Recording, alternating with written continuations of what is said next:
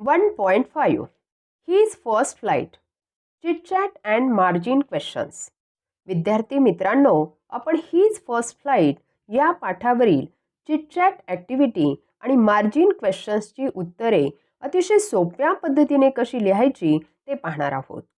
या ॲक्टिव्हिटीचा उपयोग तुम्हाला डायलॉग रायटिंगमध्ये आणि पर्सनल रिस्पॉन्स क्वेश्चनची उत्तरे लिहिताना होणार आहे. तुम्ही तुमची वही व पेन सोबत ठेवा, म्हणजे तुम्हाला महत्त्वाची माहिती लिहून घेता येईल. प्रथम आपण वॉर्मिंग अपमधील चिटचॅट ॲक्टिव्हिटीतील क्वेश्चन नंबर 1 पाहूया. Question number 1. Form groups of 5. 5 विद्यार्थ्यांचे गट करा. Remember your past days and share with your friends about memories of your first day at school or your first attempt at cooking. तुमचे मागील दिवस आठवा आणि तुमच्या शाळेचा पहिला दिवस किंवा स्वयंपाक करण्याचा पहिला प्रयत्न याविषयीच्या आठवणी तुमच्या मित्रांमध्ये शेअर करा. What role did your parents siblings play to help to overcome your fear. तुमच्या आईवडिलांनी भावंडांनी तुमची भीती घालवण्याकरता कोणती मदत केली. याचे उत्तर प्रत्येकाचे वेगवेगळे असेल, कारण या बाबतीत प्रत्येकाचा अनुभव वेगळा असतो. एक नमुना म्हणून उत्तर पाहूया.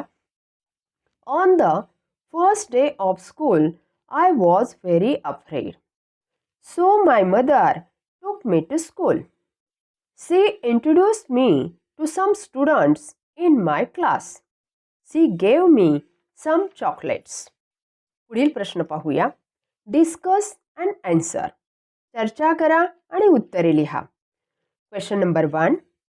R there any situations when you get afraid. असे कोणते प्रसंग आहेत का जेव्हा तुम्ही घाबरता.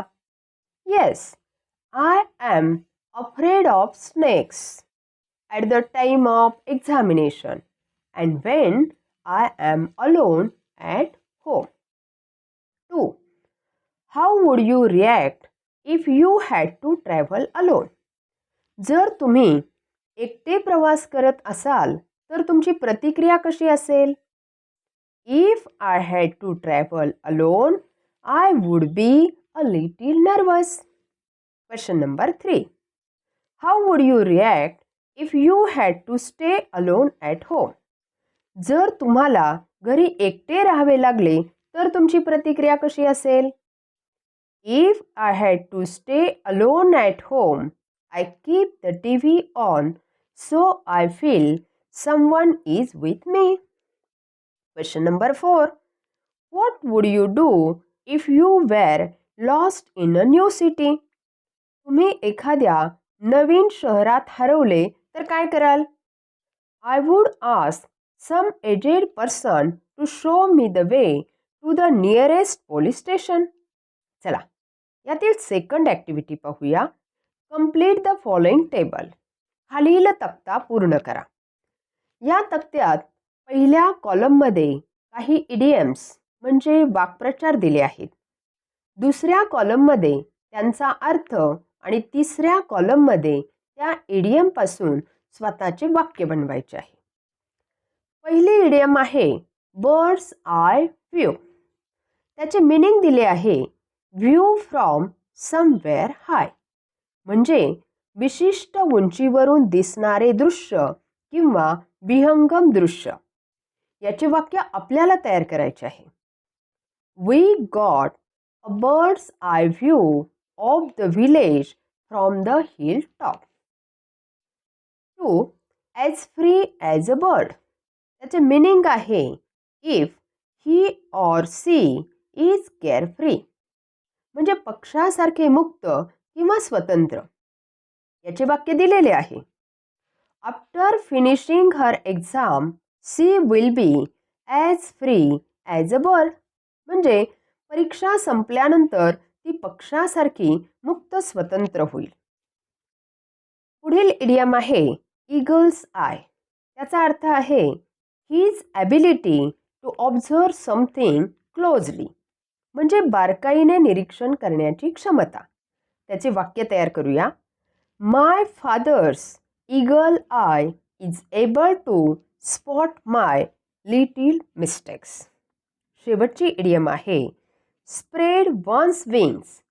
त्याचं मिनिंग आहे to try to work on things independently. म्हणजे एखाद्या गोष्टीवर स्वतंत्रपणे काम करणे. याचे वाक्य तयार करूया. आफ्टर गेटिंग द जॉब आकाश कुड spread his wings for the first time in life. Find more such idioms using the following keywords. खालील शब्दांचा उपयोग करून आणखी इडियम्स शोधा. फ्लाय. मग फ्लायच्या कोणत्या इडियम्स आहेत? A fly on the wall, fly into the face of danger, fly high, fly into a rage. Animals. प्राण्यांशी संबंधित इडियम्स पाहूया. Lion's share, at a snail's pace, like a fish out of water, a snake in the grass. Colours. Show one's colours, pass with flying colors, to become red and blue, once in a blue moon. यापेक्षा वेगळ्या idioms देखील तुम्ही लिहू शकता. चला आता margin questions पाहूया. Margin questions म्हणजे पाठाच्या समासामध्ये दिलेले प्रश्न. Question number 1. What did the young seagull feel? लहान सीगलला काय वाटले? The young seagull felt that his wings would never support him to fly. Question number 2. Why did the young seagull feel hot? छोट्या सीगलला उष्णतेची झळ का जाणवली? The young seagull felt hot because the sun was now ascending the sky, blazing on his ledge, and he had not eaten anything since the previous nightfall. Question number 3. What were the young seagull's parents doing? छोट्या सीगलचे आईवडील काय करत होते? The young seagull's father was preening the feathers on his white back and his mother was looking at him from the plateau. Question number 4. What were the young seagulls' brothers and sisters doing? छोट्या सीगलचे भाऊ आणि बहीण काय करत होते? The young seagulls' brothers and sisters were lying on the plateau, dozing with their heads sunk into their necks. आता शेवटचा प्रश्न पाहूया. What did he forget? तो काय विसरला? He forgot that he had never been able to fly. आता तुम्हाला या पाठावरील चिटचॅट ॲक्टिव्हिटी आणि मार्जिन क्वेश्चन्सची उत्तरे कशी लिहायची हे चांगल्या प्रकारे समजले असेल. यातील सर्व प्रश्नोत्तरे तुमच्या वहीत सुंदर हस्ताक्षरात लिहून काढा व त्याचे वाचन करा. ओके, तुम्ही सर्वजण आनंदी राहा आणि महत्त्वाचे म्हणजे